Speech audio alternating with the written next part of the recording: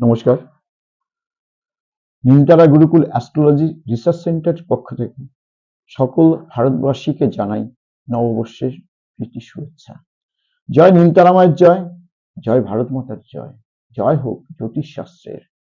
আমি মনে করি প্রত্যেককেই নিজের জন্য, নিজের ভালো মন্দ যাচাই করার জন্য বা ভালো মন্দ কখন সময় আসবে তার জন্য প্রত্যেককেই জ্যোতিষশাস্ত্র অধ্যয়ন করা প্রয়োজন। এখন আলোচনা করছি ধনুরাশির জাতক জাতিকা নিয়ে। 2024 কেমন যাবে তার সম্ভাব্য ভবিষ্যৎ। আপনি ধনুরাশির জাতক, বৃহস্পতি আপনার রাশি, আপনার অধিপতি। আপনার মধ্যে সরলতা, কুটিলতা, প্রতিহিংসা ও ক্ষমার গুণ বর্তমান। আবার দাতব্য, কৃপণতা, স্বার্থপরতা, আবার স্বার্থহীনতার গুণও আপনার মধ্যেও রয়েছে। তবে বলা চলে আপনি মানুষটি বেশ মন্দের ভালো। এই 2024 আপনার জন্য ভালো মন্দ নিয়ে মিশ্রিত ফল দেখা যায়। কর্মক্ষেত্রে নানাভাবে চাপ সৃষ্টি পাবে। উচ্চ পদের কর্মচারীর সঙ্গে অযথা মনোমালিন্য দেখা দেবে, সে বিষয়ে আপনাকে বিশেষভাবে লক্ষ্য রাখা দরকার। আপনার সৎ ভাব বজায় রেখে স্থির হয়ে এই কর্মে মন দেওয়া উচিত। কিঞ্চিত ফাঁকির জন্য গুরুদণ্ডও পেতে পারেন উচ্চস্থ পদস্থ কর্মচারীর কাছে, এবং আপনার কর্মস্থানে পরিবর্তনের যোগও দেখা যায়।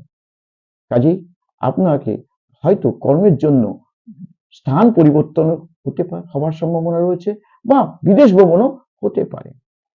ব্যবসায়ীদের প্রথম 3 মাস খুবই হিসেব কষে চলতে হবে, কারণ আয় তুলনায় ব্যয়ভাব বেশি দেখা যায়। কাজে ঋণ যোগ হওয়ার সম্ভাবনা অবশ্যই আছে। এই মাস নতুন কোনো লগ্নি না করাই ভালো, প্রতারণার হাতেও পড়তে পারেন। অংশীদারি ব্যবসা বেশ ঝামেলাপূর্ণ, হিসেবে বেশ গরমিল দেখা দিতে পারে। আইনের ঝামেলা এড়িয়ে চলুন, তা না হলে সামান্য বিষয়কে পরে বৃহৎ আকারে আপনাকে ভোগান্তি দিতে হবে। বিদ্যার্থীদের জন্য এবছর মন্দ নয়, উন্নতি তো রয়েছেই, এছাড়া উচ্চশিক্ষা লাভেরও সুযোগ পাবে। অধ্যবসায় ও পরিশ্রমী হওয়ার জন্য সম্মান লাভ বেশ ভালোই দেখা যায়। প্রেম ভালোবাসার ব্যাপারটা একেবারেই সুখকর নয় এবছরটা, কারণ আপনার ক্রোধ আর আপনার স্বার্থপরতার জন্য আপনার সোনার তরী ভেসে যেতে পারে। বিবাহিতদের মধ্যে বলছি, অকারণে স্ত্রীর উপর মেজাজ দেখাবেন না। বাইরের কোনো ঝামেলা, রাগ ঘরে দেখাবেন না। গৃহে শান্তি বজায় রাখুন। ঘরণী আপনার কাছে অনেক কিছু প্রত্যাশা করে, তা এবছরে অনেকটাই আপনি পূরণ করতে পারবেন না। তাকে শুধু তার প্রতি রাগ না দেখিয়ে তাকে বুঝাবার চেষ্টা করবেন। শান্ত মেজাজ আর ভালোবাসা দিয়ে আর অনেক অভিযোগ বুঝে নিতে পারবেন। যদি সম্ভব হয় সপরিবারে কাছে পিঠে মনোরম স্থানে ভ্রমণ করে আসুন, বা কোনো সতীপীঠ বা কালীক্ষেত্র থেকে পূজা পাঠ করে আসুন, তাতেও আপনার অনেক কিছুই সম্ভব হবে। ভ্রমণ করে আসুন, তবে হিসেব কষে চলবেন, কারণ অযথা ব্যয় করবেন না। সাংসারিক পরিবেশ বেশ কিছু পরিবর্তন হবে। গুরুজনদের স্বাস্থ্য মাঝে মাঝে অসুবিধাতে ফেলবে, খুব একটা চিন্তার কারণ আমি দেখি না। তবে আপনার স্বাস্থ্য নিয়ে বেশ কিছু চিন্তার কারণ আছে। হাড়ে পীড়া, পিত্তজনিত ব্যাধি, ভুলে যাওয়া ব্যাধিতেও আপনি আক্রান্ত হতে পারেন। পুরাতন কোনো ব্যাধির পুনরায় আপনাকে কষ্ট দিতে পারে। স্বাস্থ্যের বিষয়ে খুব একটা যত্নশীল হওয়া উচিত।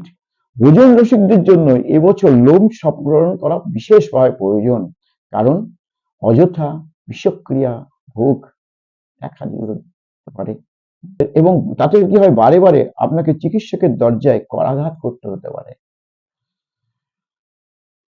জমানো অর্থ জলের মতো ব্যয় হবে। এবছর আপনার সামাজিক প্রতিষ্ঠাতা লাভের সুযোগও আছে। অশুভ প্রতিকারের জন্য আপনি হলুদ বা নীল বা সাদা বর্ণ ব্যবহার করতে পারেন। রত্নদি ধারণ করতে চান, তবে পিতপোকরাজ সোনা ধাতুতে তর্জনীতে, আর চুনি সোনা কিংবা তামা ধাতুতে অনামিকায় ধারণ করুন। তবে ধারণের পূর্বে অভিজ্ঞ জ্যোতিষীর থেকে প্রয়োজন মতো পরিমাপ পরিমাণ জেনে নেবেন, কারণ প্রয়োজনের থেকে কম হলে কাজ নাও হতে পারে, আবার বেশি হলে ক্ষতির সম্ভাবনাও দেখা দিতে পারে। সেই সঙ্গে পরীক্ষাগার থেকে রত্নটি পরীক্ষা করিয়ে নেবেন, কারণ আসল নকল, সৎ অসৎ সমাজে মিলেমিশেই বর্তমান। ভেষজ হিসাবে আপনি বামুনহাটি মূল আর বিল্ব মূল ব্যবহার করতে পারেন। প্রতি বৃহস্পতিবারে গৃহে মহালক্ষ্মীর পূজা করুন। স্ত্রীকে দিয়ে প্রতি বৃহস্পতিবারে সন্ধ্যায় ধূপ ধুনার জালে লক্ষ্মীর পাঁচালী পাঠ করান। আপনি নিজে সারাদিনে একবার তারা কবচ পাঠ করুন। প্রতি শনিবারের সন্ধ্যায় কোনো কালী মন্দিরে বা গৃহে দক্ষিণা কালীর পটের সামনে ঘিয়ের প্রদীপ জেলে কর্পূর দিয়ে আরতি করুন।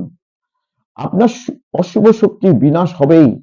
অবজ্ঞা না করে শাস্ত্রের বিধান মেনে চলুন। আপনি সুখ সমৃদ্ধ ও শান্তি জীবন ফিরে আসবে। আপনি ভালো থাকুন, সকলকে ভালো রাখুন, চেষ্টা করুন ভালো থাকার। জয় নীল তারা মায়ের জয়, জয় হোক জ্যোতিষ শাস্ত্রের জয়। নমস্কার।